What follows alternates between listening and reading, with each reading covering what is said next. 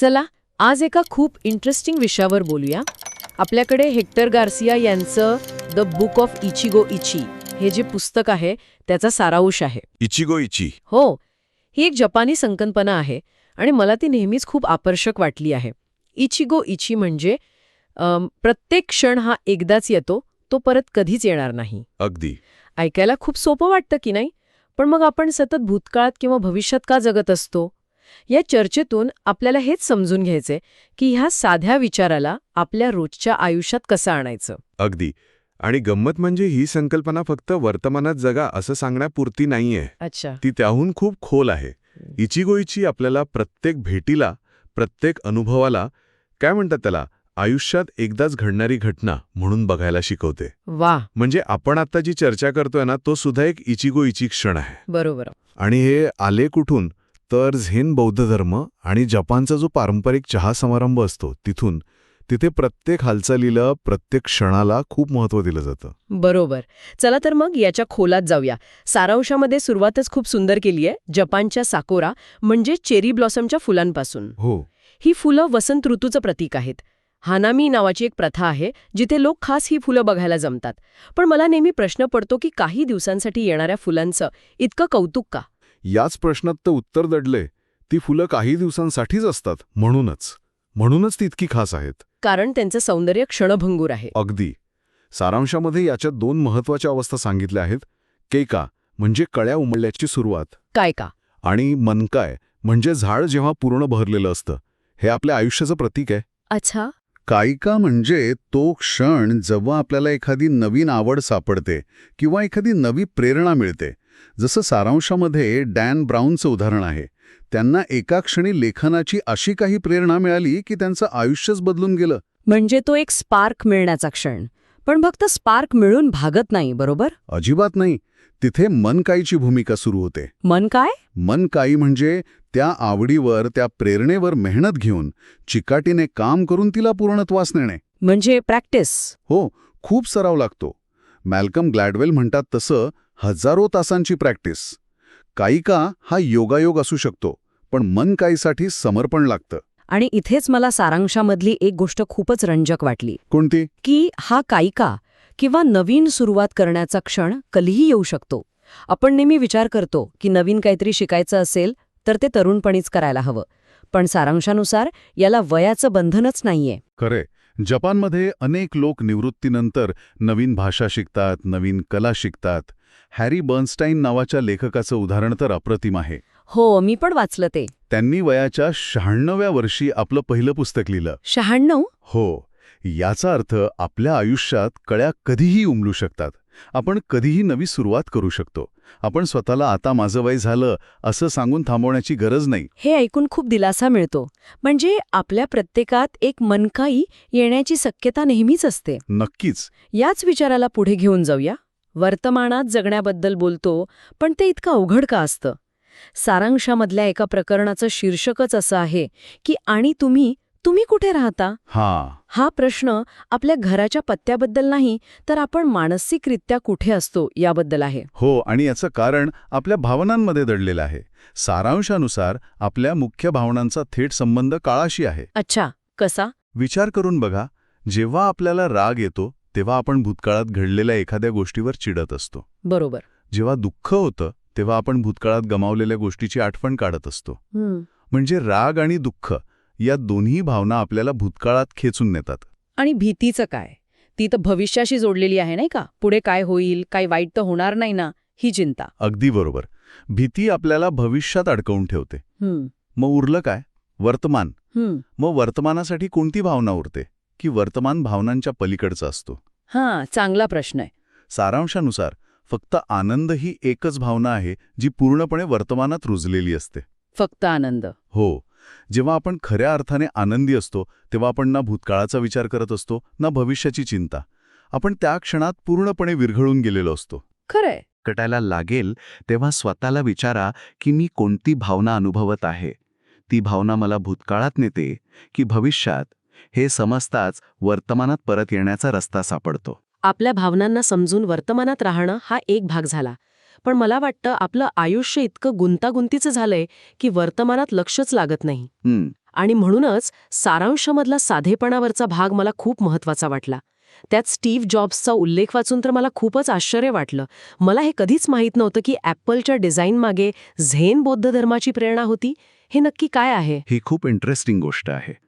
Steve jobs त्यांच्या तरुणपणी पूर्वात्य तत्वज्ञानाने खूप प्रभावित झाले होते. त्यांनी झाझेन नावाच्या ध्यान पद्धतीचा सखोल अभ्यास केला होता. झायझेन म्हणजे काहीही न करता, कोणतीही अपेक्षा न ठेवता, फक्त शांत बसून आपल्या डोक्यात येणाऱ्या विचारांना बघणे. त्यांना थांबवायचं नाही, त्यांच्यावर प्रतिक्रिया द्यायची नाही, फक्त त्यांना वाहू द्यायचं. याला न विचार करण्याची कला असंही म्हणतात. आणि याचा ॲपलच्या उत्पादनांशी काय संबंध? याचं साधेपणाचं तत्वज्ञानाचा थेट प्रभाव ॲपलच्या डिझाईनवर दिसतो. कमीत कमी बटणं, गोंधळ नसलेलं डिझाईन, वापरायला अत्यंत सोपं, हे सगळं कमीत कमी गोष्टी वापरून जास्तीत जास्त परिणाम साधणे, या झेन तत्वावर आधारित आहे. साधेपणाचंच खरं सौंदर्य आहे. बरोबर. आणि साधेपणा आणि सौंदर्य याचा संदर्भात किंटुसुगी नावाची एक सुंदर जपानी कला आहे, हो. ज्यात तुटलेल्या सिरॅमिकच्या भांड्यांना सोन्याने जोडलं जातं. म्हणजे तुटलेली गोष्ट फेकून देण्याऐवजी तिनं आणखी मौल्यवान बनवलं जातं. बरोबर. किंटसुगी हे फक्त भांडं दुरुस्त करण्याचं तंत्र नाहीये, ते एक तत्वज्ञान आहे. ते वाबीसाबी नावाच्या संकल्पनेवर आधारित आहे. वाबीसाबी? जी अपूर्णतेमधील सौंदर्य साजरं करते. आपल्या समाजात आपण चुका, जखमा, अपयश लपवण्याचा प्रयत्न करतो, की नाही? हो, अगदी. पण किंटसुगी शिकवतं की याच गोष्टी आपल्या आयुष्याचा भाग आहेत आणि त्या लपवण्याऐवजी स्वीकारल्या पाहिजेत. त्या सोन्याच्या रेषांप्रमाणे आपले वाईट अनुभवच आपल्याला अधिक मजबूत आणि सुंदर बनवतात. ही कल्पना खूप सुंदर आहे की आपल्या जखमा आपल्याला सुंदर बनवतात. पण खरं सांगायचं तर समाजात आपण आपल्या चुका लपवण्याचाच प्रयत्न करतो. या विचाराला प्रत्यक्षात कसं आणायचं हे खूप अवघड नाही का? अवघड आहे, पण अशक्य नाही. याची सुरुवात स्वतःपासून होते. सारांशामध्ये एका पाणी वाहणाऱ्या माणसाची बोधक कथा आहे. अच्छा. त्याच्याकडे 2 मडकी होती. त्यापैकी एक थोडं फुटलेलं होतं. रोज घरी येताना त्या फुटलेल्या मडक्यातून अर्धं पाणी गळून जायचं. ते मडकं स्वतःला कमी समजू लागलं. एक दिवस त्याने मालकाला आपली व्यथा सांगितली. तेव्हा मालकाने त्याला परत येताना रस्त्याच्या कडेला बघायला सांगितलं. त्या मडक्याच्या बाजूला सुंदर फुलांची रांग लागली होती. वा. मालक म्हणाला, हे तुझ्यामुळे शक्य झालं आहे. मला तुझ्या या उणीवेबद्दल माहीत होतं. म्हणूनच मी तुझ्या बाजूला फुलांची बीजं पेरली. तुझ्यामुळेच त्यांना रोज पाणी मिळालं. वा. म्हणजे आपल्यातले उणीव सुद्धा काहीतरी सुंदर निर्माण करू शकतात. ही गोष्ट किती छान आहे. है ना? पण हे स्वीकारणं नेहमी सोपं नसतं, नाही का? बऱ्याचदा आयुष्यातल्या अपूर्ण गोष्टींमुळे, बदलांमुळे आपल्याला त्रास होतो. मला वाटतं सारांशामधला दुःख हा विचार याच गोष्टीशी जोडलेला आहे. अगदी बरोबर. दुःख म्हणजे दुःखा ही बौद्ध धर्मातील एक महत्वाची संकल्पना आहे. याचा शब्दशः अर्थ त्रास किंवा असमाधान असा होतो. बौद्ध धर्मानुसार जीवन बदलांनी भरलेलं आहे. काहीच कायम टिकत नाही, ना सुख ना दुःख. आणि ही काहीच कायम नाही ही जाणीवच आपल्या अस्वस्थतेचं मूळ कारण आहे. अच्छा. पण यातली सगळ्यात आकर्षक गोष्ट म्हणजे दुसऱ्या बाणाची कल्पना. दुसरा बाण म्हणजे काय? असं समजा की आयुष्यात एखादी वाईट घटना घडली, नोकरी गेली, नातं तुटलं. हा पहिला बाण आहे. ओके. तो अटळ आहे, तो आपल्याला लागणारच, वेदना होणारच. पण त्यानंतर आपण जो विचार करत बसतो, माझ्यासोबतच असं का झालं, आता माझं कसं होणार, मीच मूर्ख होते, हा आहे दुसरा बाण. बापरे. आणि हा दुसरा बाण आपण स्वतःला मारून घेतो. अच्छा, म्हणजे पहिला बाण म्हणजे वेदना, म्हणजे पेन, आणि दुसरा बाण म्हणजे त्या वेदनेचं आपण केलेलं दुःखात म्हणजे सफरिंगमध्ये रूपांतर. परफेक्ट. इचिगो इची आपल्याला हा दुसरा बाण टाळायला शिकवते. वेदना स्वीकारा, कारण ती जीवनाचा भाग आहे, पण त्यावर विचार करून स्वतःला आणखी त्रास देऊ नका. हाच विचार आपल्याला मोनो नो अवारे या दुसऱ्या सुंदर जापानी संकल्पनेकडे घेऊन जातो. मोनो नो अवारे याचा अर्थ काय? याचा अर्थ आहे गोष्टींच्या क्षणभंगुरतेतील सौंदर्य जाणवणे. साकुराची फुलं सुंदर वाटतात कारण ती काही दिवसात गळून पडणार आहेत. बरोबर. एखादा सुंदर सूर्यास्त बघताना मनात जी एक गोड हळवी भावना येते, ती मोनो नो अवारे आहे. आयुष्य क्षणभंगूर आहे, म्हणून निराश होण्याऐवजी त्या प्रत्येक क्षणाची किंमत ओळखायला ही संकल्पना शिकवते. हे सगळं स्वीकारण्याबद्दल आहे, है ना?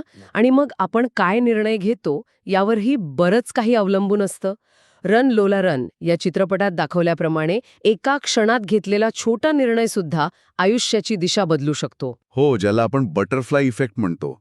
आणि इथेच आमोर फाती ही लॅटिन संकल्पना येते, आमोर फाती? जिचा अर्थ आहे नशिबावर प्रेम करा. ही संकल्पना फक्त जे झालं ते चांगल्यासाठीच झालं असं म्हणण्यापुरती नाही, ती त्याहून खोल आहे. म्हणजे तिचा अर्थ आहे आयुष्यात जे काही घडतं, चांगलं वाईट, यशस्वी अयशस्वी, ते सगळं स्वीकारणे आणि त्याला आपल्या आयुष्याच्या कथेचा एक अविभाज्य भाग मानणे. पण समजा काहीतरी खूप वाईट घडलं तर त्यावर प्रेम कसं करायचं?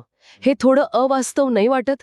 प्रेम करणे म्हणजे ते घडल्याचा आनंद होणे असा नाही. याचा अर्थ ते घडलं नसतं तर बरं झालं असतं असा विचार करत न बसणे. जे घडलं ती एक वास्तविकता आहे. आता इथून पुढे काय यावर लक्ष केंद्रित करणे.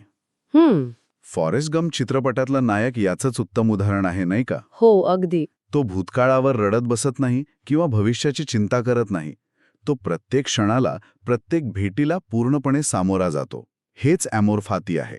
हे खूपच सामर्थ्य देणारं तत्वज्ञान आहे. आता शेवटच्या भागाकडे वळूया, जो आहे आपल्या ज्ञानेंद्रियांबद्दल. जाणीवेची कला. आपण खरंच किती वेळा इतरांचं लक्षपूर्वक ऐकतो किंवा आपल्या सभोवताली नीट पाहतो? मला स्वतःला आठवतंय, एकदा मी माझ्या मित्राशी फोनवर बोलत होते आणि सोबत ईमेलही तपासत होते. त्याचं बोलणं झाल्यावर मला काहीच आठवत नव्हतं की तो काय म्हणाला. हे आपल्या सगळ्यांसोबत होतं. आपण ऐकतो पण लक्ष देऊन ऐकत नाही. बरोबर. सारांशामध्ये एक चांगला श्रोता बनण्यासाठी काही सोपे मार्ग सांगितले आहेत. एक म्हणजे महत्वाच्या संवादासाठी शांत जागा निवडा. दुसरं, समोरच्या व्यक्तीच्या डोळ्यात डोळ्या घालून बोला. आणि तिसरं, जे सगळ्यात महत्वाचं आहे, न विचारता सल्ला देऊ नका. हो, ही सवय असते आपल्याला. अनेकदा समोरच्या व्यक्तीला फक्त आपलं मन मोकळं करायचं असतं. त्यांना उपाय नको असतो. फक्त कोणीतरी आपलं ऐकून घ्यावं एवढीच त्यांची अपेक्षा असते. हे अगदी खरंय. आणि पाहण्याबद्दलही तसंच आहे. पाहणे म्हणजे सीइंग आणि खऱ्या अर्थाने बघणे म्हणजे ऑब्झर्विंग. यात फरक आहे. मोठा फरक आहे. आजकाल आपण सगळं आयुष्य स्क्रीनवरच पाहतो. मित्रांच्या सुट्ट्यांचे फोटो, कार्यक्रमांचे व्हिडिओज.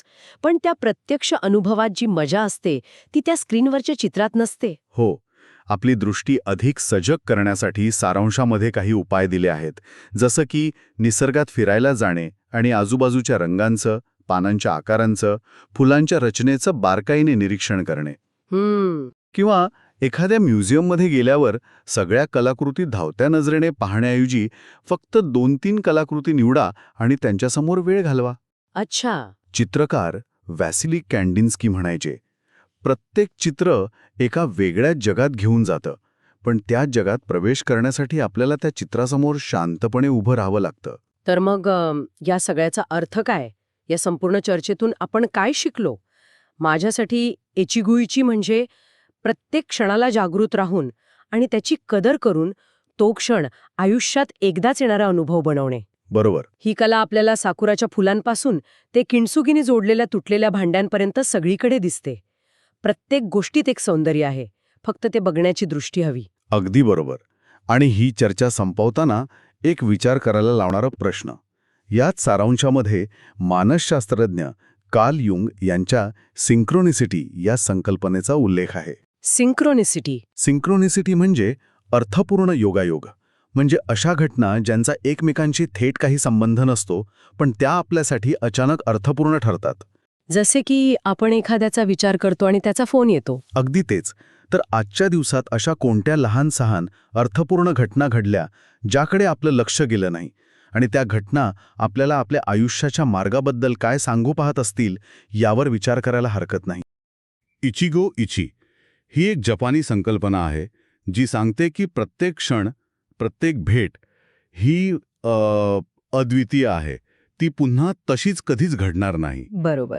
आणि या संकल्पनेवर आधारित काही सारांशांचा आज आपण जरा सखोल आढावा घेऊया. म्हणजे प्रत्येक क्षण हा एक लाईव्ह परफॉर्मन्स आहे असं म्हणायला हरकत नाही, ज्याचा पुन्हा प्रक्षेपणच होणार नाही. अगदी.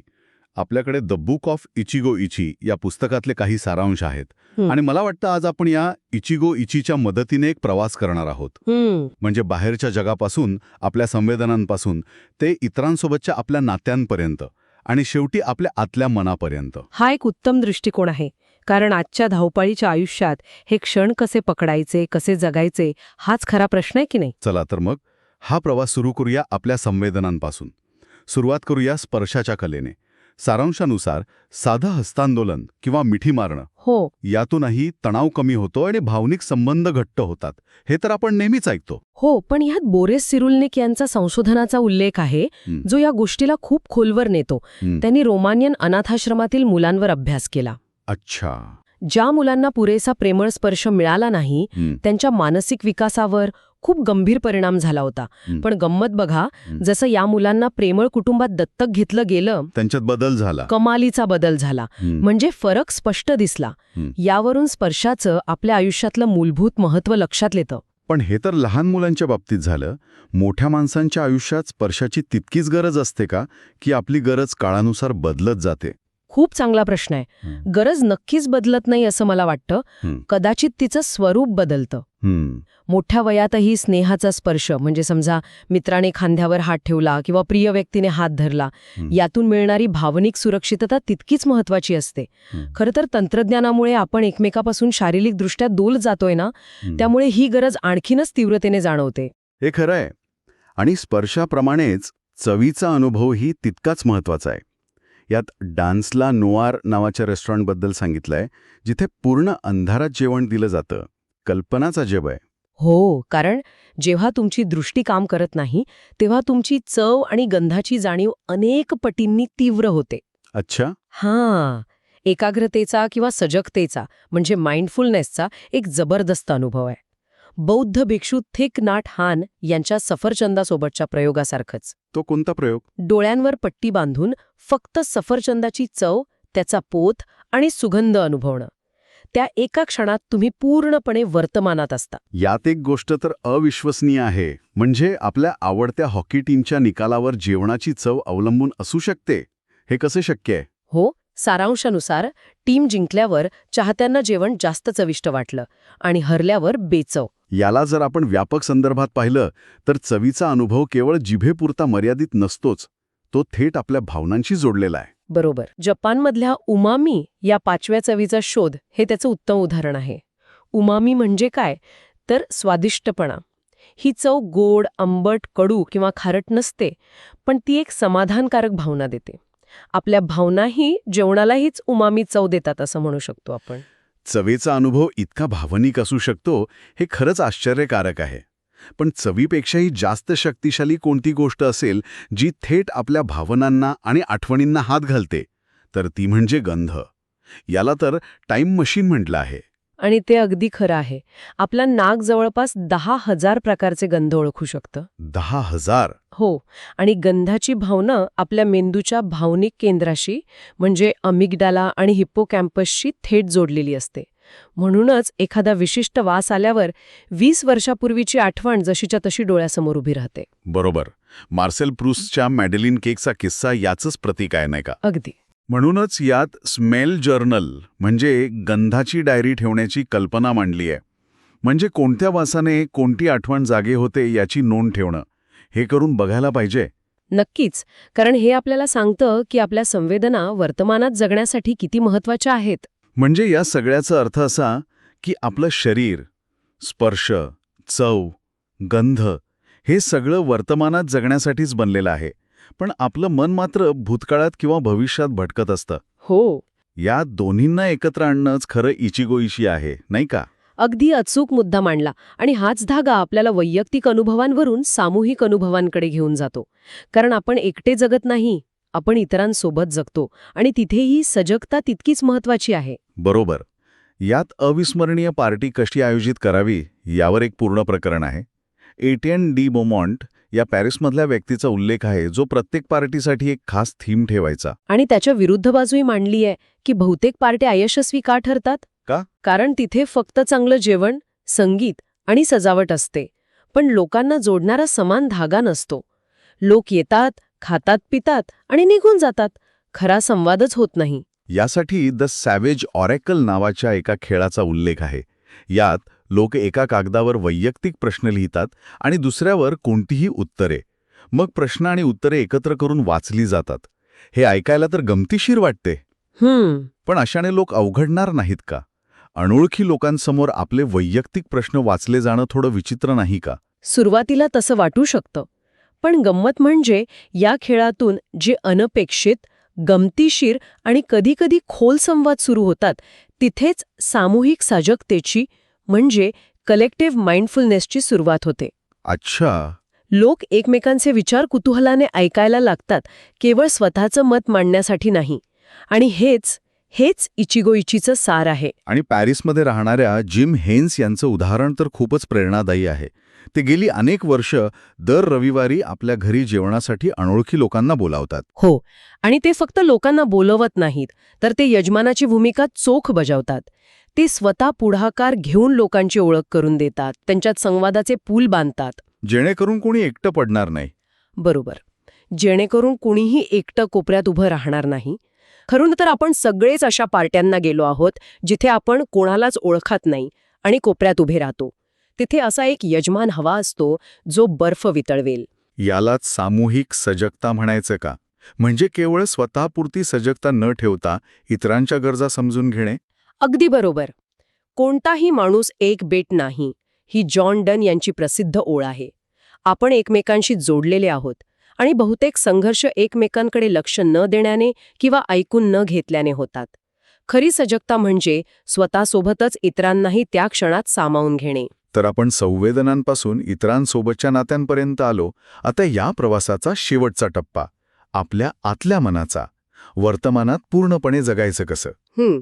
यासाठी काही अडथळे सांगितले आहेत, ज्यांना इचिगो इचीचे शत्रू म्हटलं आहे. भूतकाळाबद्दल विचार करणे, भविष्याची चिंता करणे, एकाच वेळी अनेक कामं करणे. हो, मल्टीटास्किंग आणि अधीरता. मला वाटतं मल्टीटास्किंग हा आपल्या पिढीचा सर्वात मोठा शत्रू आहे. निश्चितच. आणि यावर मात करण्यासाठी मेटाकॉग्निशन म्हणजे स्वतःच्या विचारांचे साक्षीभावाने निरीक्षण करणे हे सुचवले आहे. आपले विचार हे ढगांसारखे आहेत आणि आपण आकाश आहोत. वा. विचार येतील जातील, वा. पण आपण त्यांच्यात अडकायचे नाही. झेन ध्यानधारणेची सोपी पद्धतीही ह्याच तत्वावर आधारित आहे. शांत बसा आणि फक्त श्वासावर लक्ष केंद्रित करा. आणि जेव्हा आपण एखाद्या कामात इतके रमून जातो की वेळेचं भान राहत नाही, त्याला फ्लो स्टेट म्हणतात. हा अनुभव तर अप्रतिम असतो. हो, आणि यालाच जपानी तत्वज्ञानात सतोरी किंवा केन्शो म्हणजे ज्ञानाचा क्षण असेही म्हणतात. थांबा, म्हणजे फ्लो स्टेट आणि सतोरी यात नेमका फरक काय? एक कामातला अनुभव आहे आणि दुसरा आध्यात्मिक, की दोन्ही एकच आहेत? हा खूप महत्वाचा फरक आहे. फ्लो स्टेट हा एकाग्रतेचा परमोच्च बिंदू आहे, जिथे तुम्ही कामात पूर्णपणे विरघळून जाता.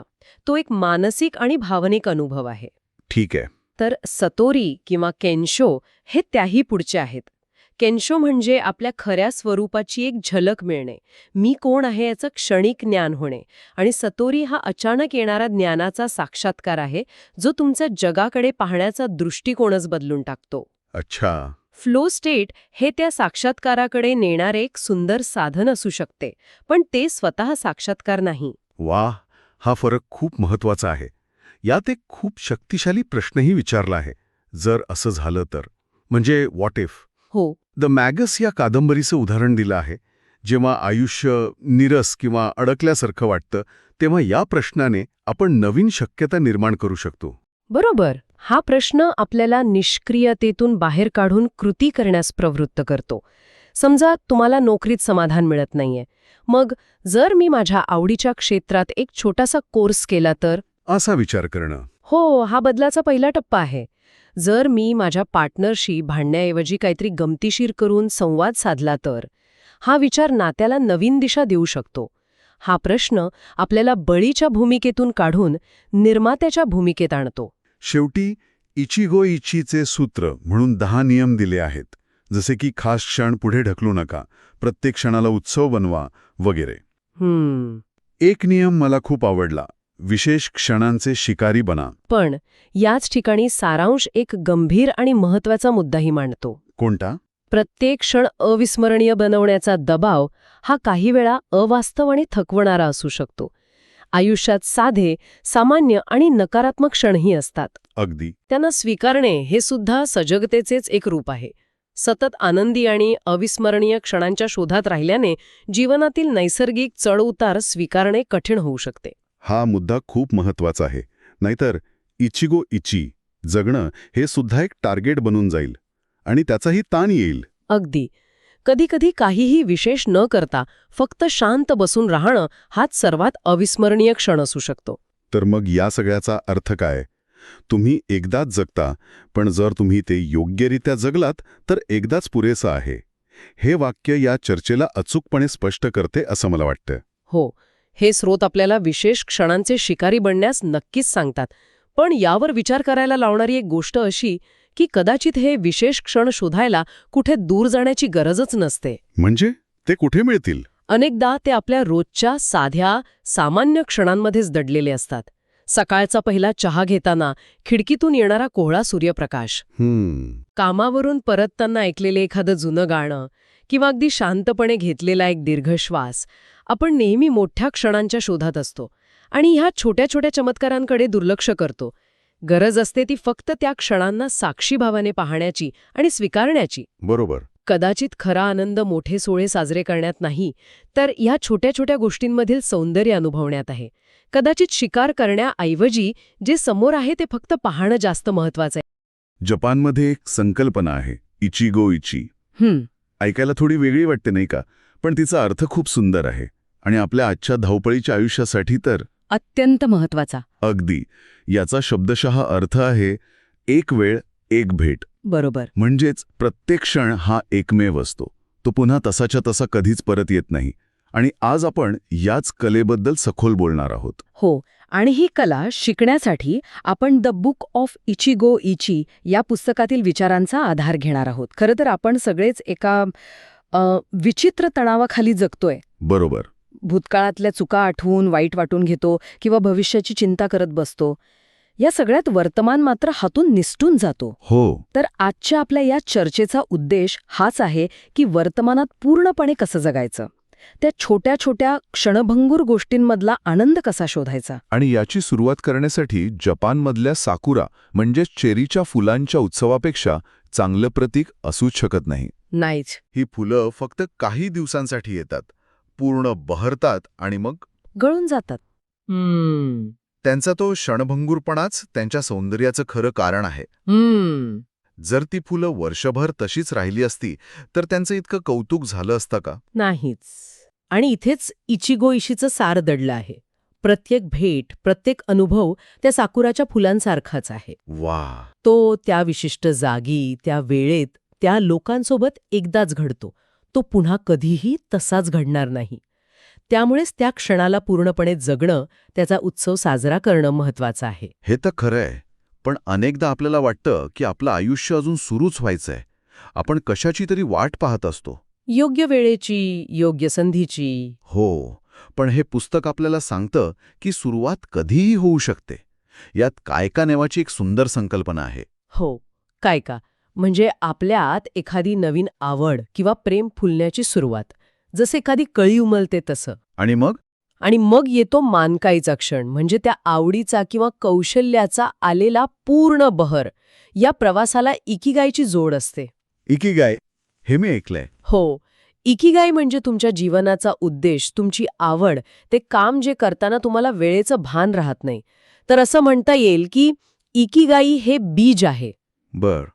कायका म्हणजे अंकुर फुटणं आणि मानकाई म्हणजे तुमचं कौशल्य सुगंधासारखं सगळीकडे पसरलं आहे. वा. बीज, अंकुर आणि सुगंध किती सोपं करून सांगितलं. यावरून मला लेट ब्लूमर ही संकल्पना आठवली. म्हणजे असे लोक ज्यांना त्यांची आवड किंवा कौशल्य आयुष्याच्या उशिराच्या टप्प्यावर सापडतात. पुस्तकातलं हॅरी बर्नस्टाईन यांचं उदाहरण तर अविश्वसनीय आहे. हो ना. वयाच्या 96व्या वर्षी त्यांनी आपली पहिली कादंबरी प्रकाशित केली. कल्पना करा, ज्या वयात लोक आपल्या आयुष्य आठवत बसतात त्या वयात ते एक नवीन भविष्य घडवत होते. खरंच. यातून एक गोष्ट स्पष्ट होते की आपल्या आतली कळी उमलण्यासाठी, म्हणजे त्या कायकासाठी कोणतीही अंतिम मुदत नसते. पण एकदा का तुम्हाला तुमची आवड सापडली की माणकाईपर्यंत पोहोचण्यासाठी प्रचंड संयम आणि समर्पण लागतं. जसं की जपानी तलवार बनवणाऱ्या कारागिरांचं असतं. अगदी तसंच. ते वर्षानुवर्ष एकाच कलेवर काम करतात. अनावश्यक गोष्टी काढून टाकण्यावर त्यांचा भर असतो. अच्छा. त्यांची तलवार सुंदर आणि तितकीच धारदार असते, कारण त्यात फक्त आवश्यक तेवढंच ठेवलेलं असतं. चिकाटी आणि तपशिलावर लक्ष केंद्रित करूनच उत्कृष्टता गाठता येते. आणि हाच नियम आपल्या आवडींना जोपासण्यासाठीही लागू होतो. अगदी. ठीक आहे, तर आवड शोधणं आणि ती जोपासणं हा एक भाग झाला, पण मला अजूनही तो मूळ प्रश्न सतावतोय. कोणता? आपण वर्तमानात का जगू शकत नाही? असं काय आहे जे आपल्याला सतत मागे किंवा पुढे खेचत असतं? याचं उत्तर आपल्या भावनांमध्ये दडलेलं आहे. विचार करून बघा, राग आणि दुःख या भावनांचा संबंध कशाशी असतो? नेहमी भूतकाळाशी. त्याने तेव्हा तसं का केलं किंवा माझ्यासोबत असं व्हायला नको होतं? बरोबर. आणि या उलट भीती आणि चिंता, त्या आपल्याला भविष्यात ढकलतात. पुढे काय होईल, मी अयशस्वी झालो तर, या विचारांमध्ये आपण अडकून पडतो. आणि आनंद. आनंद हा एकमेव असा भाव आहे जो फक्त आणि फक्त वर्तमानातच अनुभवता येतो. तुम्ही भूतकाळाचा विचार करून आनंदी होऊ शकत नाही किंवा भविष्याची कल्पना करूनही नाही. खरंय. खरा आनंद तेव्हाच मिळतो जेव्हा तुम्ही जे करत आहात त्यात पूर्णपणे सामील असता. म्हणूनच इचिगो इचीचं मूळ हे वर्तमानात जगण्यात आहे. मला स्टीव्ह जॉब्सचं उदाहरण खूपच आकर्षक वाटलं. ॲपल म्हणजे अत्याधुनिक तंत्रज्ञान, भविष्यवेधी उत्पादनं. हो. आणि त्यामागे प्रेरणा होती झेन तत्वज्ञानाची. हे वाचून खरंच आश्चर्य वाटलं. हो. जॉब्स झाझेन नावाची ध्यानधारणा करायचे, फक्त वर्तमानावर लक्ष केंद्रित करण्यासाठी. ॲपलच्या उत्पादनांमधला तो साधापणा, तो मिनिमलिझम. हो तोच. अनावश्यक बटणं आणि फीचर्स काढून टाकण्यामागची प्रेरणा इथून आली होती. बरोबर. आणि हे वर्तमानात जगणं सोपं नाही, कारण जीवनात दुःख आणि अस्वस्थता अटळ आहे. बौद्ध धर्मात याला दुःख म्हणतात. जीवनाच्या अशाश्वततेमुळे येणारी एक नैसर्गिक अस्वस्थता. यापासून पळ काढण्याऐवजी ते स्वीकारण्यातच शहाणपण आहे. बुद्धांची 2 बाणांची कथा इथे अगदी चपखल बसते. हो. पहिला बाण म्हणजे जीवनातील अटळ वेदना, आजारपण, नुकसान, अपमान. ज्या गोष्टी आपल्या नियंत्रणाबाहेर आहेत. अगदी. त्या कधी ना कधीतरी आपल्याला लागणारच. पण दुसरा बाण, तो आपण स्वतःला मारून घेतो. म्हणजे? तो बाण म्हणजे त्या वेदनेवर आपण करत असलेली नकारात्मक प्रतिक्रिया. स्वतःला दोष देणे, माझ्यासोबतच असं का होतं, हा विचार करत बसणे. इचिगो इची आपल्याला हा दुसरा बाण स्वतःला मारण्यापासून थांबायला शिकवते. वाव. वेदना अटळ आहे, पण त्यामुळे होणारं दुःख ऐच्छिक आहे. वेदना अटळ आहे पण दुःख ऐच्छिक आहे, हे वाक्य खूपच प्रभावी आहे. आणि याच संदर्भात मेमेंटो मोरी ही रोमन संकल्पना पण येते. बरोबर. मृत्यूची आठवण ठेव. हो, पण मला असं वाटतं की इचिगो इची ही कार्पे डायम म्हणजेच दिवस साधा या संकल्पनेपेक्षा थोडी वेगळी आणि जास्त सकारात्मक आहे. हे तर इचिगो इचीमध्ये प्रत्येक क्षणाचा उत्सव साजरा करण्याची भावना आहे. तुम्ही अगदी बरोबर मुद्दा मांडला. मोनो नो अवारे ही अजून एक सुंदर जपानी संकल्पना आहे जी याला पूरक आहे. Mono no aware. हो. याचा अर्थ आहे गोष्टींच्या क्षणभंगुरतेबद्दलची हळवी जाणीव. साकुराची फुलं सुंदर आहेत कारण ती गळून जाणार आहेत. बरोबर. हे सत्य स्वीकारल्यामुळे त्या फुलांचं सौंदर्य आणि त्या क्षणाचं महत्त्व अधिकच वाढतं. मृत्यू किंवा शेवट अटळ आहे हे स्वीकारल्यानेच आपल्याला जीवनातील. पण हे सगळं मानसिक पातळीवर समजून घेतलं, पण हे थोडं अमूर्त वाटतंय नाही का? म्हणजे वर्तमानात जगा हे सांगणं सोपं आहे, पण प्रत्यक्षात ते करायचं कसं? या धकाधकीच्या जीवनात स्वतःला त्या क्षणात स्थिर कसं करायचं? यावर पुस्तकात एक खूप सोपा आणि सुंदर उपाय सांगितला आहे. काय? आपल्या शरीरापासून सुरुवात करा, आपल्या पंचेंद्रियांपासून. ती वर्तमानात जाण्याचे दरवाजे आहेत. अच्छा. आपण त्यांचा वापरच करायला विसरलो आहोत. सुरुवात ऐकण्यापासून करूया. पुस्तकात एक वाक्य आहे, शुद्ध ऐकणे म्हणजे नियंत्रणाचा त्याग करणे. याचा अर्थ काय? याचा अर्थ जेव्हा आपण समोरच्याचं ऐकत असतो तेव्हा आपलं मत देण्यासाठी किंवा उत्तर तयार करण्यासाठी ऐकत नसतो. तर आपण फक्त ऐकतो त्याच्या भावना समजून घेण्यासाठी. जेव्हा कोणी आपलं असं निरपेक्षपणे ऐकतं तेव्हा आपल्याला त्याच्याशी जोडल्यासारखं वाटतं. खरंय. म्हणूनच महत्वाच्या संभाषणांसाठी शांत जागा शोधणं खूप गरजेचं आहे. मोबाईल दूर ठेवून. अगदी. आणि पाहण्याबद्दलही तेच असेल. आपण दिवसभर स्क्रीनकडे पाहत असतो पण खऱ्या अर्थाने बघत नाही. हो. म्हणजे आपल्या आजूबाजूला काय आहे याकडे लक्षच देत नाही. डोळ्यांचा वापर जगाचं कौतुक करण्यासाठी करायला हवा. जणू काही आपण एका मोठ्या कलादालनात फिरत आहोत. कधीतरी फक्त खिडकीबाहेर झाडावर बसलेल्या पक्षाला निरखून बघा. त्याच्या हालचाली, त्याचा रंग. छोट्या छोट्या गोष्टींमध्येही खूप सौंदर्य दडलेलं असतं. आणि स्पर्श याबद्दलचं एक वाक्य तर माझ्या मनात घर करून बसलं आहे. कोणतं? माणसातील सर्वात खोल गोष्ट म्हणजे त्याची त्वचा. किती खरं आहे. एका साध्या मिठीमध्ये तणाव कमी करण्याची केवढी शक्ती असते. हो. आणि तो 6 सेकंदांचा नियम तर भन्नाटच आहे. हो ना. 6 सेकंदांची मिठी. संशोधनातून असं सिद्ध झालं आहे की किमान 6 सेकंद मिठी मारल्यास मेंदूत ऑक्सिटोसिन नावाचा हॉर्मोन स्रवतो. Love hormone. हो, याला लव्ह हॉर्मोन किंवा बॉन्डिंग हॉर्मोन असंही म्हणतात. यामुळे विश्वास आणि आपुलकीची भावना वाढते. आता पुढच्या वेळी मिठी मारताना घड्याळ नाही लावायचं, पण त्यामागची भावना लक्षात ठेवायची. अगदी. पण गंमत सोडा, चव आणि गंध याबद्दलही पुस्तकात खूप छान लिहिलं आहे. सजगपणे खाणे ही संकल्पना मी ऐकली होती. Mindful eating. हो, पण ती इतकी प्रभावी असेल असं वाटलं नव्हतं. आपण अनेकदा जेवताना टीव्ही बघतो किंवा मोबाईलवर असतो. त्यामुळे आपण काय खातोय आणि त्याची चव कशी आहे याकडे आपलं लक्षच नसतं. सजगपणे खाणे म्हणजे खाताना फक्त त्या पदार्थावर लक्ष केंद्रित करणे. त्याचा रंग, वास, चव. हो, त्याचा पोत. एक घास पूर्ण चावून झाल्यावरच दुसरा घास घेणे. यामुळे फक्त अन्नाचा आनंदच मिळत नाही, तर पचनही सुधारतं. आणि गंधाबद्दलचा तो आकडा तर धक्कादायक आहे. आपण जे पाहतो त्यातील फक्त 3%, जे ऐकतो त्यातील 5%. पण जे हुंगतो त्यातील तब्बल 35% गोष्टी लक्षात ठेवतो. आठवणी आणि गंधाचं किती जवळचं नातं आहे. म्हणूनच गंधाची डायरी ठेवण्याची कल्पना खूप सुंदर आहे. पावसाळ्यातल्या मातीचा वास. देवळातल्या उदबत्तीचा सुगंध. हो, लहानपणी आईच्या पदराचा वास. हे गंध आपल्याला थेट भूतकाळात घेऊन जातात. या गंधांची नोंद ठेवणे म्हणजे आपल्या आठवणी जपण्यासारखंच आहे. हे सगळं वैयक्तिक पातळीवर झालं. स्वतःसाठी क्षण कसे जगायचे, पण इतरांसोबत इचिगोइचीचे क्षण कसे तयार करायचे. याबद्दल पुस्तकात पार्टी आयोजित करण्याच्या कलेबद्दल एक मजेशीर वाक्य आहे. कोणतं? पार्ट्या बहुतेक त्यांच्यासाठी आयोजित केल्या जातात ज्यांना आमंत्रित केलेले नसते. हो, म्हणजे चर्चेचा विषय अनेकदा तेच लोक असतात जे तिथे हजर नसतात. बरोबर. हे वाक्य आपल्याला एक महत्वाची गोष्ट शिकवतं. जेव्हा तुम्ही लोकांसोबत असता तेव्हा त्यांच्यासोबत पूर्णपणे उपस्थित राहा. गॉसिप करण्याऐवजी. हो, त्या लोकांबद्दल बोला जे तुमच्या समोर आहेत. त्यांचे अनुभव ऐका, त्यांच्या आनंदात सहभागी व्हा. आणि कधीकधी लोकांना आपलं मत किंवा सल्ला नको असतो. त्यांना फक्त कोणीतरी ऐकणारं हवं असतं. हे खूप महत्वाचं आहे. अगदी. आपण लगेचच उपाय सुचवायला जातो. हो, पण कधीकधी फक्त सोबत बसून राहणं, शांतपणे ऐकणं हेच जास्त मोलाचं ठरतं. आपल्यातील प्रेम आणि सकारात्मकता आपल्या सभोवताली पसरत असल्याची कल्पना करणे ही एक सुंदर मानसिक क्रिया आहे. भेटवस्तू देण्याबद्दलचा विचारही मला खूप आवडला. महागडी वस्तू देण्याऐवजी भावनिक मूल्य असलेली भेट. तीही कोणत्याही विशेष प्रसंगाशिवाय. हो, ती जास्त अर्थपूर्ण ठरते. हे मला माया एंजेलो यांच्या प्रसिद्ध वाक्याची आठवण करून देतं. कोणतं वाक्य? लोक तुम्ही काय म्हणालात ते विसरतील, तुम्ही काय केले ते विसरतील, पण तुम्ही त्यांना कसे वाटायला लावले हे ते कधीही विसरणार नाहीत. वा. इचिगोइचीचे क्षण हेच असतात. ते आपल्या भावनांवर एक कायमची छाप सोडून जातात. अगदी. तर मग हे सगळं ऐकल्यावर आता काहीतरी कृती करण्याची इच्छा होते. या पुस्तकातून आपल्याला रोजच्या जगण्यात वापरता येतील अशा काही गोष्टी मिळतात का? हो, नक्कीच. यात काही साधे पण शक्तिशाली विचार दिले आहेत.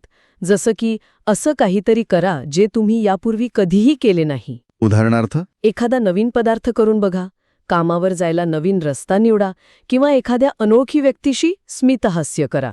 छोट्याशा बदलानेही आयुष्यात नवीन रंग भरता येतात.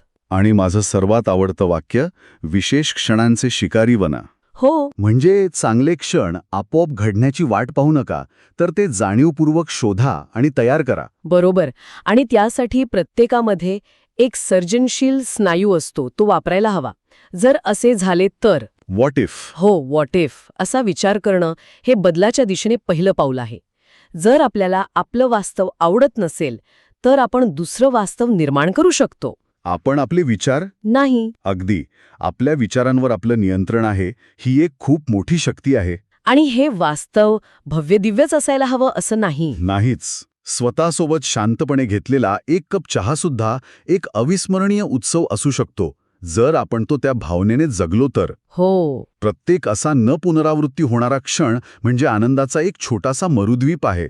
आणि असे अनेक मरुद्वीप एकत्र येऊन आनंदाचा महासागर बनतो. अगदी. त्या क्षणाला सुंदर बनवणं पूर्णपणे आपल्या हातात आहे. योग्य प्रकाश योजना, घरात सकारात्मक भावना जागृत करणाऱ्या वस्तू ठेवणे, मनाला भावणारं संगीत लावणे, या सगळ्या छोट्या छोट्या गोष्टींनी आपण वर्तमानाला एका सुंदर भेटीसारखं सजवू शकतो. तर आजच्या या सखोल चर्चेचा सार हाच आहे की इचिगो इची म्हणजे केवळ वर्तमानात जगण्याची कला नाही, तर प्रत्येक क्षणाच्या अद्वितीयतेचे जाणीवपूर्वक कौतुक करणे आहे. मग ते आपल्या इंद्रियांद्वारे असो, नातेसंबंधांद्वारे असो, किंवा जीवन आणि वेळेकडे पाहण्याच्या आपल्या दृष्टिकोनातून असो. आणि हे करण्यासाठी जीवनाची अशाश्वतता, मोनोनो अवारे आणि आपली नश्वरता, मेमेंटो मोरी स्वीकारायला हवी. माझ्याकडे काय नाही यावर लक्ष केंद्रित करण्याऐवजी माझ्याकडे जे आहे ते किती सुंदर आहे यावर लक्ष केंद्रित करणं महत्वाचे आहे. जे सौंदर्य आधीच आपल्या सभोवताली अस्तित्वात आहे ते फक्त आपल्याला बघायचं आहे. लहान कृतींचे मोठे परिणाम आणि अमोर फाती म्हणजेच आपल्या नशिबावर प्रेम करणे. जे काही घडत आहे ते स्वीकारणे. हो, या 2 संकल्पनांचा उल्लेख आहे. हे लक्षात घेता आज अशी कोणती एक लहान वरवर क्षुल्लक वाटणारी कृती करता येईल जी नशिबाला आणि संधीला स्वीकारून भविष्याची दिशा पूर्णपणे बदलू शकेल. इचिगो इची ही एक जपानी संकल्पना आहे जिचा शब्दशः अर्थ आहे एकदा एक भेट. ही संकल्पना आपल्याला सांगते की प्रत्येक क्षण, प्रत्येक भेट ही अद्वितीय आहे, अनमोल आहे. ती पुन्हा तशीच कधीच घडणार नाही, ती एकदाच घडते. बरोबर. आणि या संकल्पनेचं मूळ आहे ना, ते जपानच्या पारंपरिक चहा समारंभात आहे, ज्याला चानुयू असं म्हणतात. हा फक्त चहा पिण्याचा कार्यक्रम नाहीये, तर तो प्रत्येक क्षणाला महत्त्व देण्याचा, त्याचा पुरेपूर आस्वाद घेण्याचा एक विधी आहे. म्हणूनच आज आपण काही स्रोतांचा सखोल अभ्यास करणार आहोत, जे आपल्याला ही इचिगो इचीची संकल्पना आपल्या रोजच्या जीवनात कशी आणायची हे शिकवतात. आपले 5 इंद्रिय, पाहणं, ऐकणं, स्पर्श करणं, चव घेणं आणि वास घेणं, या सगळ्यांचा वापर करून आपण प्रत्येक क्षणाचा पुरेपूर अनुभव कसा घेऊ शकतो हे आज आपण पाहणार आहोत. आणि चहा समारंभात नेमकं हेच साधलं जातं. चहाची चव, त्याचा सुगंध, चहाच्या भांड्यांचं सौंदर्य, कपाची ती उबदारता आणि समारंभातली शांतता, या सगळ्याचा अनुभव एकाच वेळी घेतला जातो. म्हणजे 5ही इंद्रिय त्या एका क्षणात गुंतलेली असतात. हवं हे पाहू आणि त्यानंतर एक एक करून आपल्या प्रत्येक इंद्रियाला जागृत करून इचिगो इचीचा अनुभव कसा घ्यायचा हे समजावून घेऊ. नक्कीच. इचिगो इचीचा एक महत्त्वाचा भाग म्हणजे अपूर्णतेला स्वीकारणं. या स्रोतांमध्ये किंतुसुगी नावाच्या एका सुंदर जपानी कलेचा उल्लेख आहे. या कलेमध्ये तुटलेली मातीची भांडी सोन्याच्या लाक्षाने जोडली जातात. म्हणजे भांड्यातल्या भेगा लपवण्याऐवजी त्यांना सोन्याने भरून अधिक सुंदर बनवलं जातं. वाह, हे किती सुंदर रूपक आहे. आपल्या भावनिक जखमा, आपले वरण हे आपली कहाणी सांगतात. त्यांना लपवण्याऐवजी आपण त्यांना अभिमानाने मिरवायला हवं, नाही का? ह्याच स्रोतांमध्ये एका फुटलेल्या मडक्याची एक छान गोष्ट आहे. हो, एक धडकं मडकं पाणी व्यवस्थित वाहून नेतं, पण जे फुटलेलं मडकं आहे, हो, ते नकळतपणे वाटेतल्या फुलांना पाणी घालत जातं. अगदी, आणि त्या वाटेवर सौंदर्य फुलवतं. आणि याचाच अर्थ आपल्या उणीवांमध्ये, आपल्या त्रुटींमध्ये एक वेगळंच मूल्य दडलेलं असू शकतं. जे परिपूर्ण आहे ते कदाचित ते सौंदर्य निर्माण करू शकणार नाही जे एक अपूर्ण गोष्ट करते. हा दृष्टिकोन आपल्याला स्वतःकडे आणि इतरांकडे अधिक करुणेने पाहायला शिकवतो. आणि हीच करुणा आपल्याला इतरांना अधिक चांगल्या प्रकारे ऐकण्यासाठी मदत करते. चला आपल्या पहिल्या इंद्रियाकडे वळूया, ऐकण्याची कला. काय आहे ना, आपण अनेकदा फक्त वरवरच ऐकतो, आपलं लक्ष नसतं, कारण आपल्या मनात काहीतरी पूर्वग्रह असतात किंवा समोरचा बोलत असतानाच आपण आपलं उत्तर तयार करत असतो. आणि त्यामुळेच संवाद तुटतात, नात्यांमध्ये अंतर येतं. पण जेव्हा आपण खऱ्या अर्थाने ऐकतो तेव्हा समोरच्या व्यक्तीला आपण त्यांचं म्हणणं गांभीर्याने घेत आहोत हे जाणवतं.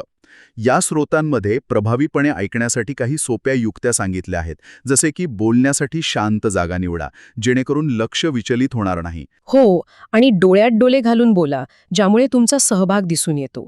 समोरच्या व्यक्तीला न जोखता, कोणताही पूर्वग्रह न ठेवता त्यांचं म्हणणं ऐका. आणि सर्वात महत्त्वाचं म्हणजे न मागता सल्ला देणं टाळा. कधीकधी लोकांना फक्त आपलं म्हणणं मांडायचं असतं, त्यांना उपाय नको असतो. अगदी बरोबर. खऱ्या अर्थाने ऐकणं हे सुद्धा इचिगो इचीचंच एक रूप आहे. कारण तेव्हा आपण समोरच्या व्यक्तीसोबत घालवलेल्या त्या क्षणाची, त्या भेटीची पूर्णपणे कदर करत असतो. त्या क्षणात आपण पूर्णपणे उपस्थित असतो. आता ऐकण्याकडून पाहण्याकडे येऊया. नुसतं दिसणं आणि खऱ्या अर्थाने पाहणं यात खूप मोठा फरक आहे. या स्रोतांमध्ये अमेरिकेचे माजी अध्यक्ष रोनाल्ड रेगन यांचे एक उदाहरण दिलं आहे. एका कार्यक्रमात ते प्रेक्षकांकडे बघत होते. पण त्यांना गर्दीत बसलेला स्वतःचा मुलगाही ओळखता आला नाही. अच्छा, कारण ते फक्त बघत होते, पाहत नव्हते. त्यांचा व्यायाम करायला सांगितला आहे. निसर्गात फिरायला जा, झाडांच्या फांद्यांमधून येणाऱ्या सूर्यप्रकाशाकडे लक्ष द्या. जपानी भाषेत याला कोमोरेबी म्हणतात. कोमोरेबी सुंदर शब्द आहे. आणि प्रसिद्ध चित्रकार वासिली कँडेन्स्की यांनी तर कलाकृती पाहताना काय करायला हवं याचा एक उत्तम सल्ला दिला आहे. ते म्हणतात, विचार करणं थांबवा आणि फक्त त्या चित्राच्या अनुभवात स्वतःला विसरून जा. ते चित्र तुम्हाला एका वेगळ्या जगात घेऊन जात आहे का हे अनुभवा. हेच खरं पाहणं आहे. जेव्हा आपण विचार बाजूला सारून फक्त अनुभव घेतो, तेव्हा तो क्षण इचिगो इची बनतो. तो एक अविस्मरणीय अनुभव ठरतो. कारण तेव्हा आपण फक्त डोळ्यांनी नाही तर मनानीही पाहत असतो. आता आपण एका अशा इंद्रियाकडे वळूया जे अनेकदा दुर्लक्षित राहतं. स्पर्श. स्पर्श ही एक मूलभूत मानवी गरज आहे. या स्रोतांनुसार मिठी मारण्याने आपला रक्तदाब कमी होतो, तणाव घटतो आणि ऑक्सिटोसिन नावाचं एक हॉर्मोन स्त्रवतो, ज्यामुळे आपल्याला आनंदी आणि सुरक्षित वाटतं. हो, आणि या स्रोतांमध्ये एक आदर्श संख्याही सांगितली आहे. दिवसातून 8 वेळा 6 सेकंदांची मिठी मारणं आरोग्यासाठी उत्तम आहे. स्पर्शाचं महत्त्व पटवून देणारं एक हृदयस्पर्शी उदाहरण रुमानियातील अनाथाश्रमातील मुलांचं आहे. ज्या मुलांना लहानपणी पुरेसा स्पर्श आणि माया मिळाली नाही, त्यांच्यात गंभीर मानसिक आणि भावनिक समस्या दिसून आल्या. पण जेव्हा त्याच मुलांना प्रेमळ कुटुंबांनी दत्तक घेतलं आणि त्यांना भरपूर माया मिळाली, तेव्हा फक्त वर्षभरात त्यांच्यात लक्षणीय सुधारणा झाली. हे इतकं अविश्वसनीय आहे. स्पर्शात किती मोठी ताकद आहे. इतकंच नाही तर डेचर केल्टन नावाच्या एका संशोधकाच्या अभ्यासानुसार ज्या टीम्स यशाचा आनंद एकमेकांना मिठी मारून किंवा टाळ्या देऊन साजरा करतात, त्यांची कामगिरी इतरांपेक्षा चांगली असते. कारण स्पर्शामुळे संघात विश्वास आणि सहकार्याची भावना वाढते. खरंय. आता चवीच्या दुनियेत जाऊया. चवीचा अनुभव अधिक गहिरा कसा करायचा यासाठी या स्रोतांमध्ये डान्स लर्न वार नावाच्या रेस्टॉरंट्सचा उल्लेख आहे. इथे पूर्ण अंधारात जेवायला दिलं जातं. यामागची कल्पना अशी आहे की जेव्हा दृष्टी विचलित होत नाही, तेव्हा आपली इतर इंद्रिय म्हणजे चव आणि वास अधिक तीव्र होतात. आपण जेवणाचा खरा स्वाद घेऊ शकतो. आपला मूडसुद्धा आपल्या चवीवर परिणाम करतो हे माहितीये?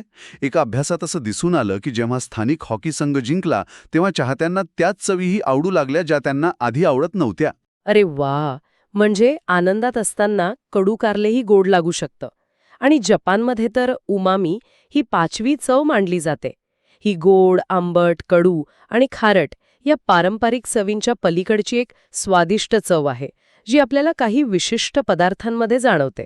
हो, आणि या चवीचा शोध घेणं, प्रत्येक घास जाणीवपूर्वक खाणं, हे सुद्धा इचिगो इचीच आहे.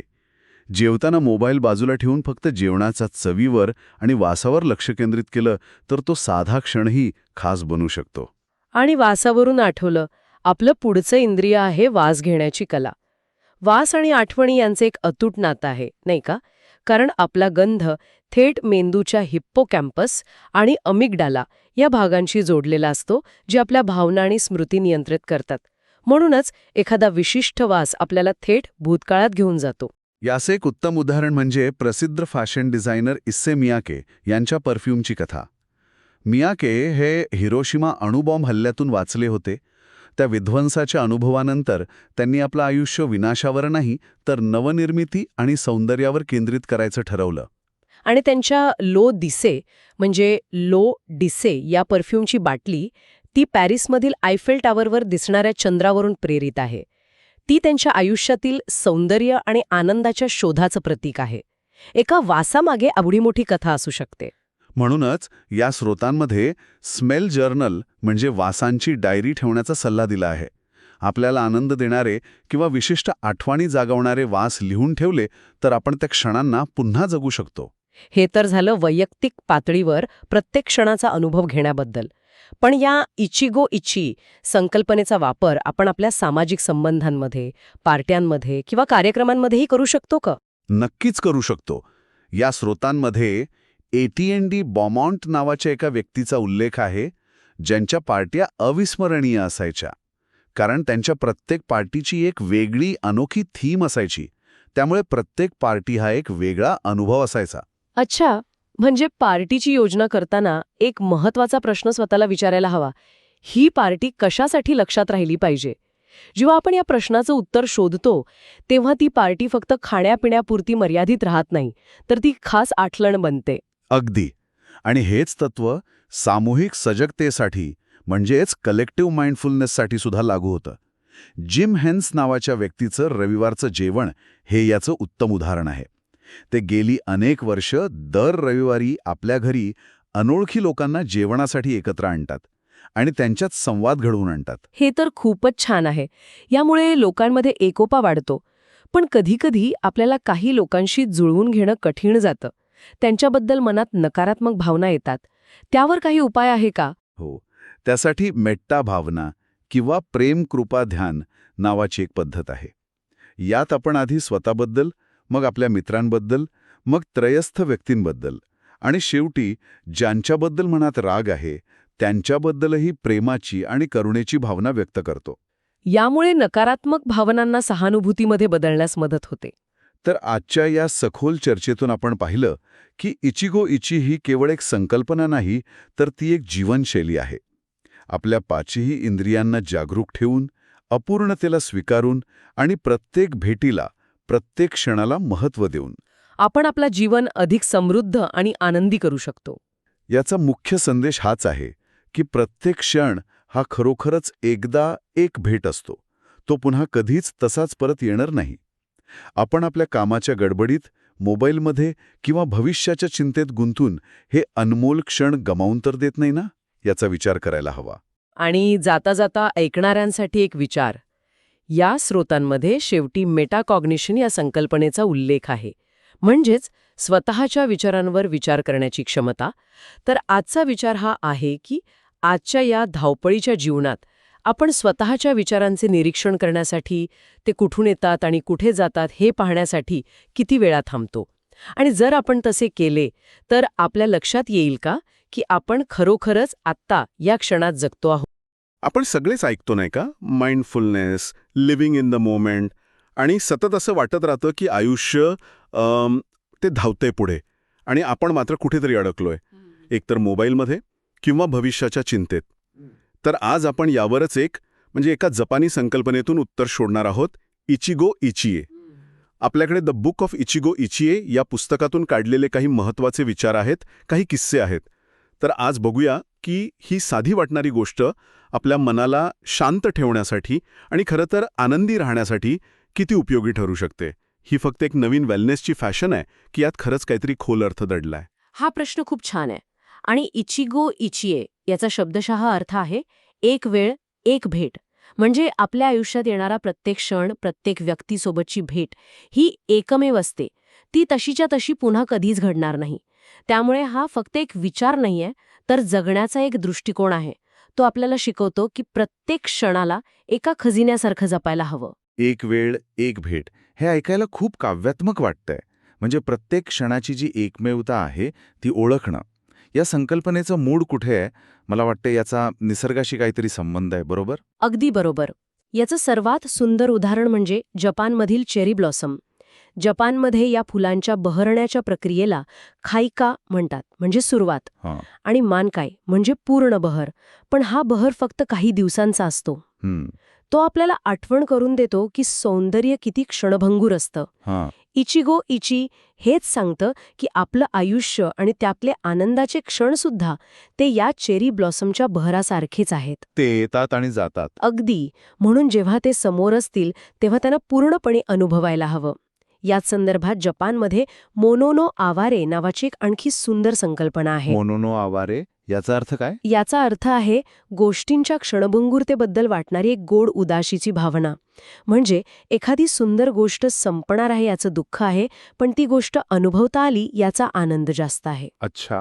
म्हणजे वर्तमानात जगणं, पण त्या क्षणाच्या नश्वरतेची जाणीव ठेवून. पण हेच तर सगळ्यात अवघड आहे की नाही. आपलं मन सतत भूतकाळातल्या आठवणी किंवा भविष्याबद्दलची काळजी यातच फिरत राहतं. यावर नियंत्रण मिळवण्यासाठी झेन बौद्ध धर्मात काही मार्ग सांगितले आहेत का? कारण या संकल्पनेची मुळं तिथेच आहेत असं वाटतंय. नक्कीच. इचिगू इचिईचा झेन तत्वज्ञानाशी खूप जवळचा संबंध आहे. झेनमध्ये कॅन्शो आणि सातोरी या 2 अवस्थांबद्दल बोललं जातं. कॅन्शो म्हणजे आपल्या खऱ्या स्वरूपाची, आपल्या आतल्या शांततेची एक क्षणिक झलक मिळणं. एक क्षणिक हो, जणू काही एका क्षणासाठी तुमच्या डोळ्यांवरची पट्टी निघावी आणि सगळं स्पष्ट दिसावं. पण सातोरी ही त्या पुढची पायरी आहे.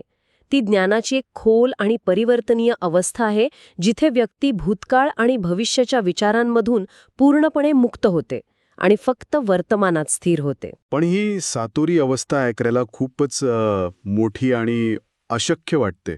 म्हणजे एखाद्या हिमालयातल्या योगीसारखं वाटते. सामान्य माणसाच्या आयुष्यात हे शक्य आहे का? इथेच तर खरी गंमत आहे. झेन गुरु सांगतात की सातोरी काहीतरी भव्यदिव्य असण्याची गरज नाही. ती तुम्हाला भांडी घासताना किंवा बागेत काम करतानाही अनुभवता येऊ शकते. अच्छा. तो एक असा क्षण असतो जिथे मी भांडी घासत आहे हा विचार संपतो आणि फक्त भांडी घासण्याची क्रिया उरते. तो कर्तेपणाचा भाव गळून पडतो. आणि एक इंटरेस्टिंग गोष्ट म्हणजे स्टीव्ह जॉब्सना झेन तत्वज्ञानातूनच प्रेरणा मिळाली होती. ते फक्त त्यांच्या डिझाईनच्या साधेपणापुरतं मर्यादित नव्हतं. अच्छा, म्हणजे फक्त मिनिमलिस्टिक डिझाईन नाही. नाही, त्यांच्यासाठी झेन म्हणजे वापरकर्त्याचा अनुभव, युजर एक्सपिरियन्स. त्यांना असं डिव्हाइस बनवायचं होतं जिथे वापरकर्त्याला कोणताच अडथळा येणार नाही, कोणतेही अनावश्यक बटन्स किंवा सेटिंग्ज नाहीत. बरोबर. जेणेकरून वापरकर्ता आणि ते तंत्रज्ञान यांच्यात एक इचिगो इचिई क्षण तयार होईल. एक सहज, सोपा आणि परिपूर्ण अनुभव. वा, हे कनेक्शन खूपच भारी आहे.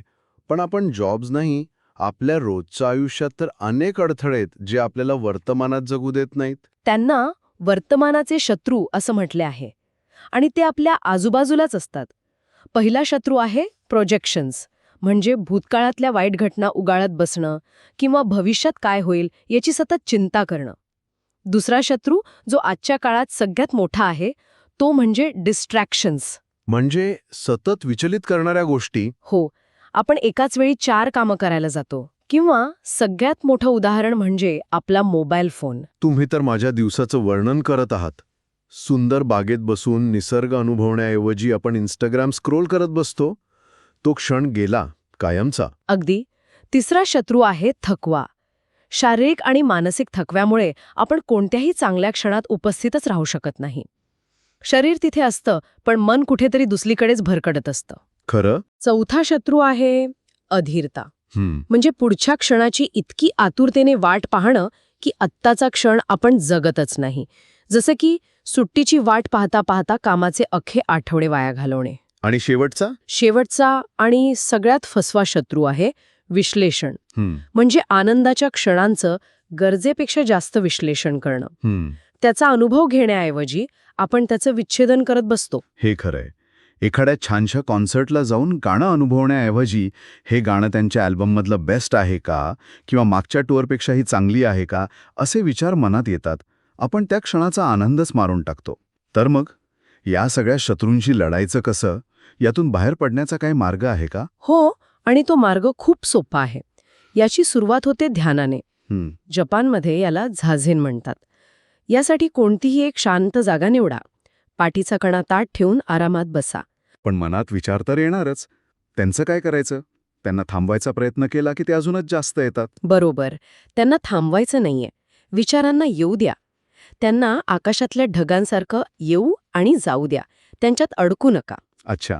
जर मन भटकलं तर कोणताही दोष न देता पुन्हा हळुवारपणे आपलं लक्ष श्वासावर आणा.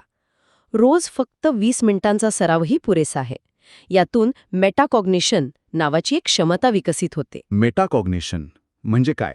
म्हणजे स्वतःच्या विचारांकडे त्रयस्थपणे कोणताही निवाडा न करता पाहण्याची क्षमता.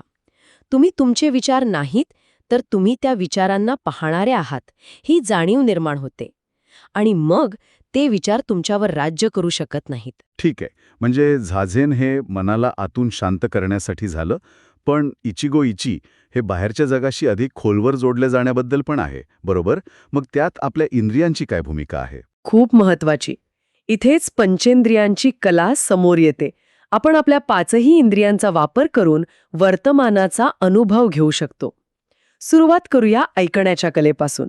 तुम्हाला माहितीये का की गर्भातील बाळ आईच्या पोटातून बाहेरचे आवाज ऐकू शकतो? अरे वा. म्हणजे ही क्षमता जन्मपूर्वीच सुरू होते. शांत वातावरणात राहिल्याने आपलं लक्ष केंद्रित करण्याची क्षमता सुधारते. आपण फक्त गोंगाटच नाही तर शांतताही ऐकायला शिकलं पाहिजे. आणि पाहण्याबद्दल काय? आपण तर डोळे उघडे असल्यापासून सतत काही ना काही पाहत असतो. पण ते आपण जाणीवपूर्वक पाहतो का? प्रसिद्ध चित्रकार वॅसिली कंडिन्स्की यांनी एक छान सल्ला दिलाय. ते म्हणतात, म्युझियममध्ये गेल्यावर एकादमात सगळी चित्र पाहू नका. काही निवडक चित्रांसमोर थांबा. त्यांना तुमच्याशी बोलू द्या. त्यातील रंग, रेषा, भाव समजून घ्या. हीच पाहण्याची कला आहे. तिसरी कला आहे स्पर्शाची. बोरिस सिरिलनिक नावाच्या एका संशोधकाने रोमानियन अनाथाश्रमातील मुलांवर अभ्यास केला. त्यांना असं आढळलं की ज्या मुलांना पुरेसा प्रेमळ स्पर्श मिळाला नाही त्यांच्या मानसिक आणि भावनिक विकासावर खूप गंभीर परिणाम झाले. बापरे. स्पर्शाशिवाय नाती अपूर्ण आहेत. हे अगदी खरं आहे. आणि चवीचं काय? आपण जेवताना अनेकदा टीव्ही किंवा मोबाईलमध्येच इतके गुंतलेले असतो की आपण काय खातो याकडे लक्षच नसतं. म्हणूनच चवीची कला महत्वाची आहे. डॅन्स ले नोवायर नावाचं एक रेस्टॉरंट आहे जिथे पूर्ण अंधारात जेवण दिलं जातं. अच्छा. हो. यामुळे तुमची दृष्टी काम करत नाही आणि तुमची चव आणि इतर इंद्रिय अधिक तीव्रतेने काम करायला लागतात.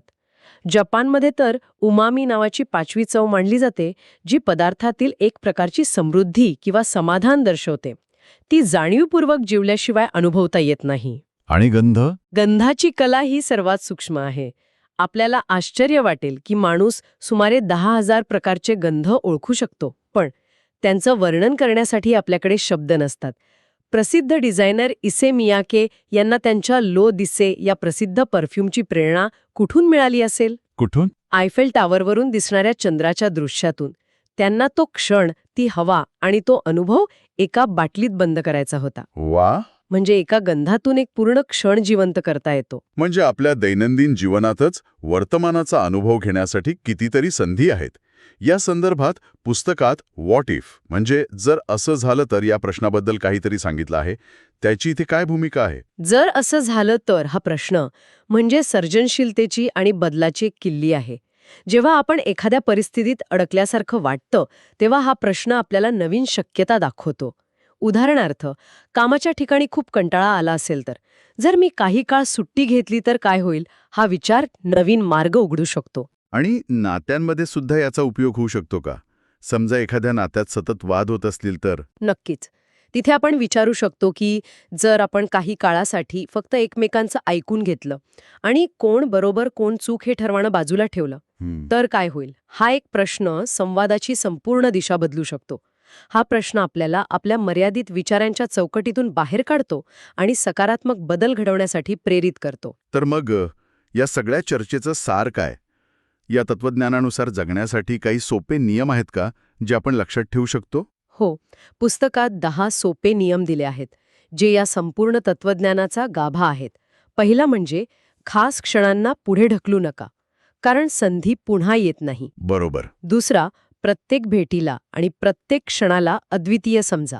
तिसरा, भूतकाळ आणि भविष्याची चिंता सोडून पूर्णपणे वर्तमानात जगा. चौथा, असं काहीतरी करा जे तुम्ही आधी कधीच केलेलं नाही. यामुळे आयुष्यातला तोचपणा दूर होतो. हे पहिले 4 तर थेट कृतीबद्दल आहेत. आणि पुढचे? 5वं आहे, गोंधळलेल्या जीवनात शांतता मिळवण्यासाठी झाझेन म्हणजे ध्यान करा. 6वा, आपल्या 5ही इंद्रियांचा वापर करून प्रत्येक क्षणाचा पुरेपूर अनुभव घ्या. 7वा, आयुष्यात घडणाऱ्या योगायोगांकडे लक्ष द्या. ते आपल्याला काहीतरी सांगत असतात. अच्छा. आणि 8वा, रोजच्या साध्या भेटीगाठींना सुद्धा एखाद्या उत्सवासारखं साजरं करा. हे शेवटचे 2 नियम मला खूप आवडले. योगायोगांकडे लक्ष द्या आणि भेटीगाठींना उत्सव बनवा. आणि शेवटचे 2 नियम कोणते? 9वा नियम आहे, जर तुम्ही तुमच्या जीवनात समाधानी नसाल तर ते बदलण्याचा प्रयत्न करा, कारण तुमच्याकडे ती क्षमता आहे. आणि 10वा आणि सर्वात महत्वाचा, खास क्षणांचे शिकारी बना. शिकारी? हो, म्हणजे ते तुमच्याकडे येण्याची वाट पाहू नका, तर त्यांना शोधण्यासाठी नेहमी तयार आणि सजग राहा. तर आजच्या या गप्पांमधून आपण इचिगो इची या सुंदर जपानी संकल्पनेच्या मुळाशी गेलो. याचा सारांश इतकाच की आपलं आयुष्य हे अशा अनेक अद्वितीय आणि पुन्हा न येणाऱ्या क्षणांनी बनलेलं आहे आणि आपला आनंद तो आपण ते क्षण किती सजगतेने जगतो यावरच अवलंबून असतो. बरोबर. एका ठिकाणी खूप सुंदर म्हटलं आहे की आनंदाचे छोटे छोटे क्षण हे वाळवंटातल्या ओएसिस म्हणजे मरुद्यानासारखे असतात. आणि असे अनेक क्षण एकत्र येऊन आनंदाचा महासागर तयार होतो. म्हणून प्रत्येक क्षण, मग तो कितीही छोटा असो, महत्वाचा आहे. जाता जाता ऐकणाऱ्यांसाठी एक विचार सोडून जाऊया. ही सगळी चर्चा वर्तमानाला महत्त्व देण्याबद्दल होती, पण जर प्रत्येक क्षण हा अद्वितीय आणि पुन्हा न येणारा असेल, तर मग आपल्या आठवणी आणि नॉस्टॅल्जिया म्हणजे भूतकाळातील रम्य आठवणी यांच्याशी असलेल्या आपल्या नात्यावर याचा काय परिणाम होतो? आपण भविष्यासाठी आठवणी तयार करत असतो की हा विचारच आपल्याला वर्तमानापासून दूर नेत आहे?